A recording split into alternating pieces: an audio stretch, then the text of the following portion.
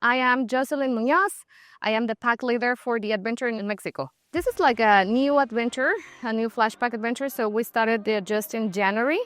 So since January 2023, I've been working with Flashback. I've been a pack leader since 2023 and a tour guide I started in 2014 in Playa del Carmen. So almost 9 years around these days.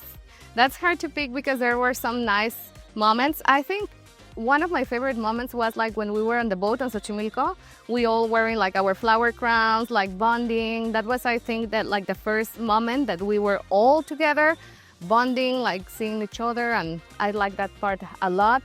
The cooking class is just a highlight. Everybody loves it. You know, it's hard not to like that part. And walking around Mexico City, I also like it. And well, the dolphin tour, the boat ride as well. It's one of my favorites. I love the ocean. So Mexico is a diverse country. So you're going to find everything from different languages, different cultures as well.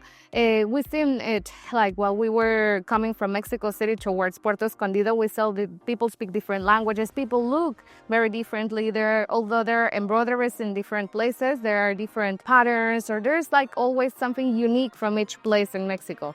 So I think it's a very multicultural country.